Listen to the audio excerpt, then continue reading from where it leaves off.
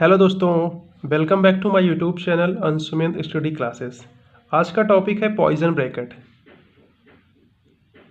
तो Poisson bracket को समझने से पहले आपको डेल्टा आई जे के बारे में पता होना चाहिए और इसकी क्या क्या प्रॉपर्टीज़ होता है वो भी आपको पता होना चाहिए, क्योंकि उसके जब हम क्वेश्चंस को सॉल्व करेंगे पॉइजन ब्रैकेट पर बेस्ड तो वहाँ पे हम डेल्टा आई जे का यूज करते हैं। इसलिए सबसे पहले आइए हम डेल्टा आई जे के बारे में जानते हैं। तो यहाँ पे देखिए हेडिंग में आपको लिखना है kronecker delta. It is denoted by delta i j whose numerical values is. तो डेल्टा आई जे का वैल्यू 1 कब होगा? जब i is equal to j होगा। तो यहाँ पे आई है और ये जे है। जब ये दोनों आपस में इक्वल होगा तो डेल्टा आई जे का वैल्यू हम 1 लिखेंगे। अगर ये दोनों आपस में बराबर नहीं हैं तो हम डेल्टा आई जे का वैल्यू 0 लिखेंगे। इसका एक फार्मूला और होता है कि डेल एक्स आई अपॉन में डेल एक्स जे। कहीं भी आपको इस टाइप का दिखे तो उसके प्लेस पे आप क्या लिखेंगे? डेल्टा आई जे।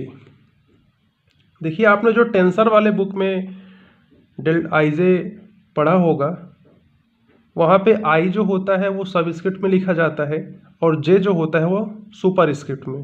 अब ये सब स्क्रिप्ट सुपर स्क्रिप्ट क्या है एक बार यहाँ पे समझ लीजिए। तो टेंसर में जब हम यही डेल्टा आई जे पढ़ते हैं तो वहाँ पे हम आई को सबस्क्रिप्ट में लिखते हैं और जे को सुपर स्क्रिप्ट में, लेकिन यहाँ पे हम दोनों को सबस्क्रिप्ट में लिखेंगे और जिसका न्यूमेरिकल वैल्यू आपको मैंने बता दिया। 1 कब होगा? जब i is equal to j होगा, और 0 कब होगा? जब आई जो है वो जे के बराबर नहीं होगा। इसका दूसरा फार्मूला होता है डेल्टा आई जे का डेल एक्स आई अपॉन में डेल एक्स जे।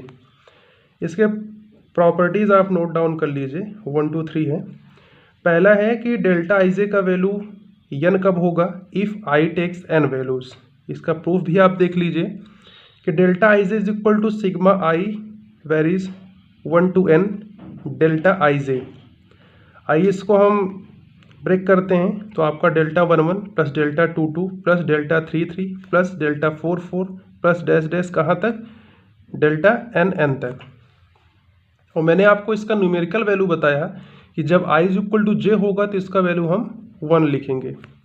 अब यहाँ पे देखिए डेल 1 1 है। अब ये 1 1 क्या शो कर रहा है यहाँ पे कि आई और जे आपस में क्या है? इक्वल है।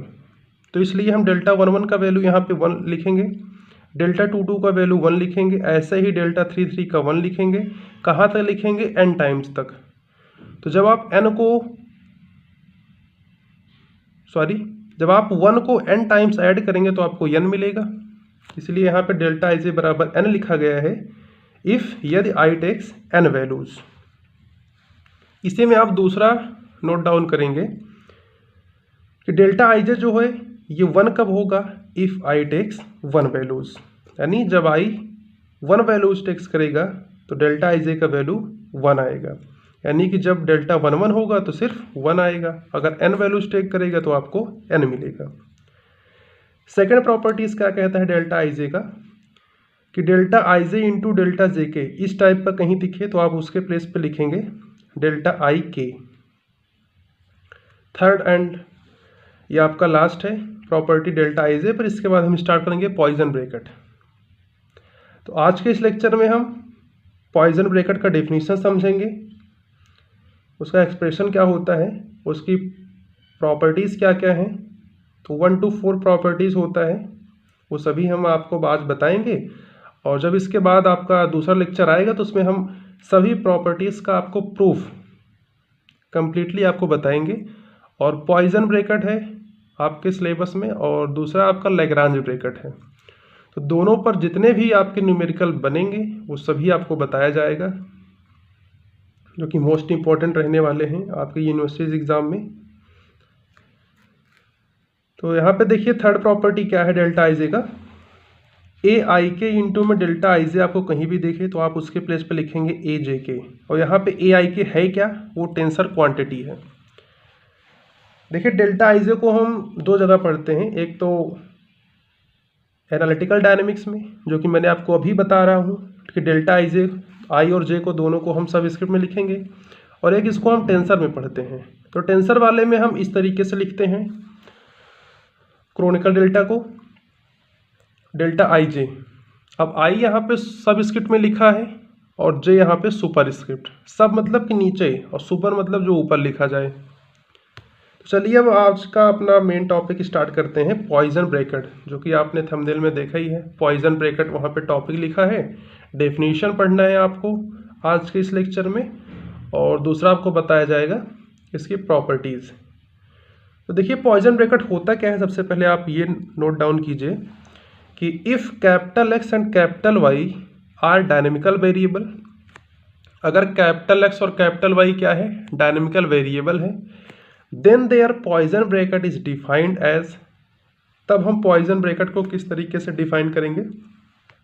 एक बात और, जब भी आपको कहीं भी पॉइजन ब्रैकेट दिखे तो उसको आप बड़े ब्रैकेट के अंदर लिखिएगा, और इसका जो दूसरा लैग्रांज ब्रैकेट होता है उसको हम कर्ली ब्रैकेट के अंदर लिखते हैं। तो दोनों में यही कन्फ्यूजन होता है, आपको इसको अच्छे से ध्यान में रखना है।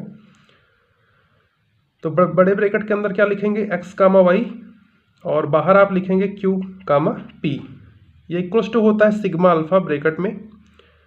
सबसे पहले हम एक्स का क्यू अल्फा के रिस्पेक्ट में पार्शियल डेरिवेटिव, फिर वाई का हम पी अल्फा के रिस्पेक्ट में, फिर इसके बाद इसी को हम चेंज कर देंगे, क्योंकि आप एक बार क्यू अल्फा के रिस्पेक्ट में कर लगे हैं, इस बार हम इसका पी अल्फा के रिस्पेक्ट में करेंगे।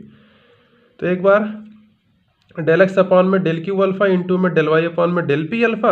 अब इसको आप पैटर्न को चेंज कर दीजिए, यानी डेल एक्स के अपॉन में डेल पी अल्फा कर दीजिए और डेल वाई के अपॉन में डेल क्यू अल्फा कर दीजिए।